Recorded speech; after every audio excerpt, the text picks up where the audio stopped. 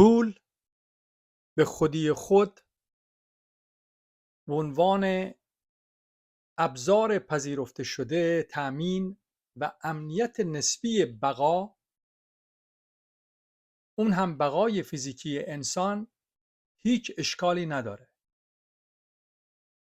و پول در این ماهیت هیچ مشکلی ایجاد نمیکنه. اینکه چه مقدار از پول مورد احتیاج باشه، خب مسلماً به نیازهای اساسی، پایه‌ای و حیاتی انسان در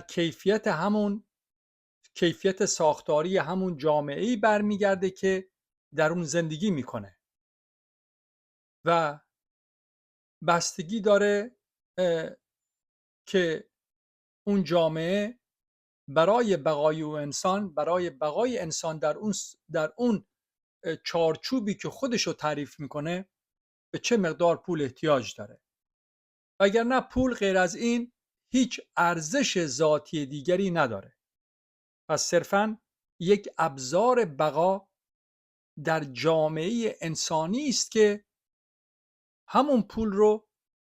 به عنوان شاخص بقا پذیرفته.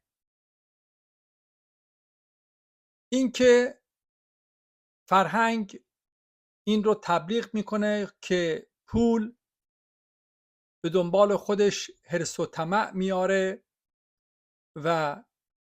همه مشکلاتی که در این پول و حرص و طمع برای رسیدن به اون به وجود میاد، این مشکلات نهایتاً باعث افسردگی، باعث دلخوری، گلگی، شکایت و حتی فرد احساس شکست میکنه با از دست دادن او پول. حتی میتونه به خودکشی و حتی میتونه زندگی‌های زناشویی رو از هم بپاشونه که همه رو میخوان نسبت بدن به همین مسئله پولی که حرص و طمع رو به دنبال خودش میاره. و اینکه هرچی بیشتر پول داشته باشیم باز هم کم داریم،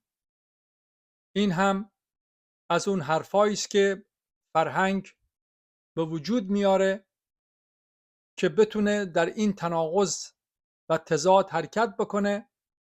که ابزار بقا رو در نیازهای اساسی انسان به یک مشکل تبدیل بکنه و بعد میاد میگه که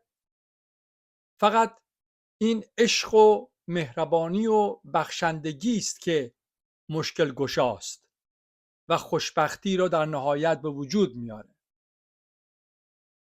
این ایده که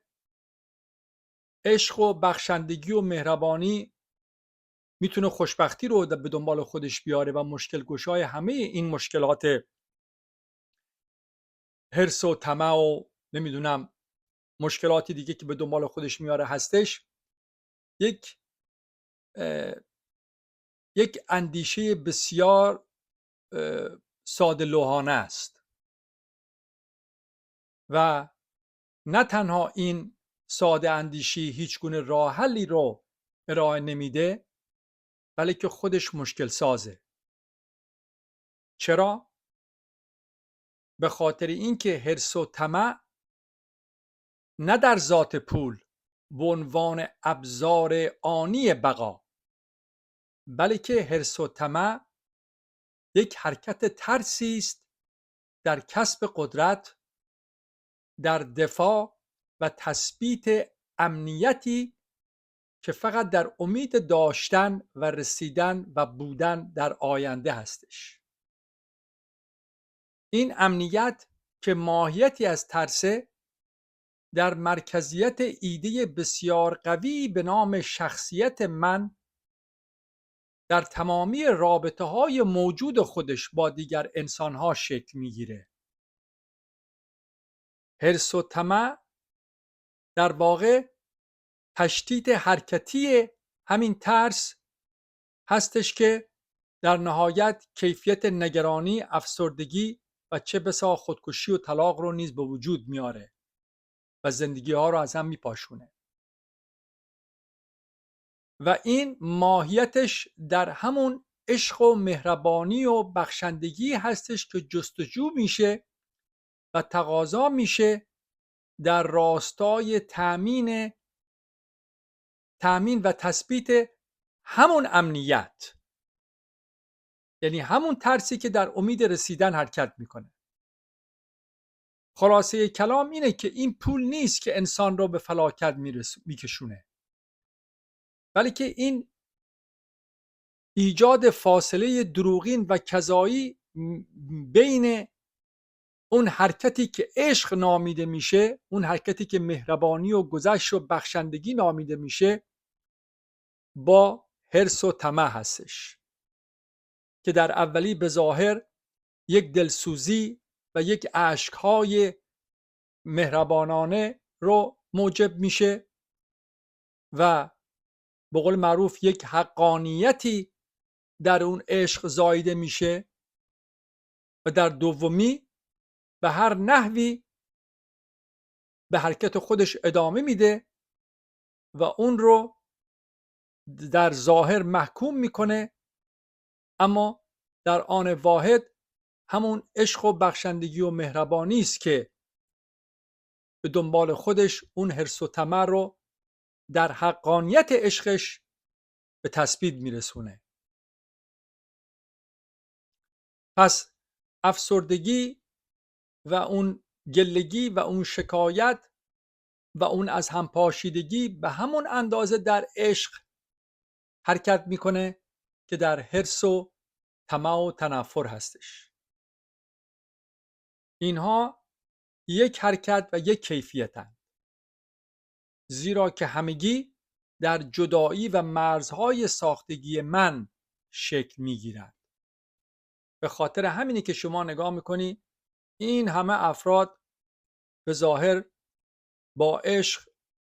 با هم وصلت میکنن و بعد در مدت بسیار کمی از هم جدا میشن. سوالی که پیش میاد اینه که پس ماهیت اون عشق چی بوده؟ آیا اون حرص و طمعی که به وجود میاد و باعث اون از هم شکافتگی میشه در همون عشق نطفش شکل نگرفته؟ پس اگر این مرزها نبودن، اگر این مرز بین اون چیزی که عشق در تثبیت من به وجود میاد با اون حرص و طمعی که باز هم در تثبیت من به وجود میاد که هم اولی ترسه و هم دومی ترسه و ماهیتی جز قدرت و مالکیت و تملک و کنترل چیزی دیگه‌ای در وجودش نیست، اگر این مرزهای به ظاهر جدا کننده، این توهمات و این سرابهایی که به ظاهر اینا رو از هم جدا میکنند، اگر اینها محو بشند، اون موقع پول در جایگاه واقعی خودش قرار میگیره. اون موقع دیگه هیچ پولی محکوم نمیشه، اگر که پول صرفاً ابزار بقای فیزیکی باشه و صرفاً اون مقداری مورد نیاز باشه که بتونه به بقا ادامه بده. چرا که پول در همه جوامع انسانی به واقع همون خدایی است که همه به دنبالشن و اون رو میپرستن. خدا به این معنی که ضمانت میکنه بقا رو در همون جامعه‌ای که اون واقعیت پول رو ساخته. و جالبتر از اینه که این خدا و همین پول هرگز بعد از مرگ وجود نخواهد داشت. این تنها خدایی است که فقط در زنده بودن و نفس کشیدن و بقای حیات وجود داره. این خدایی نیست که بخواد به تو بعد از مرگ حیاتی دیگه ببخشه.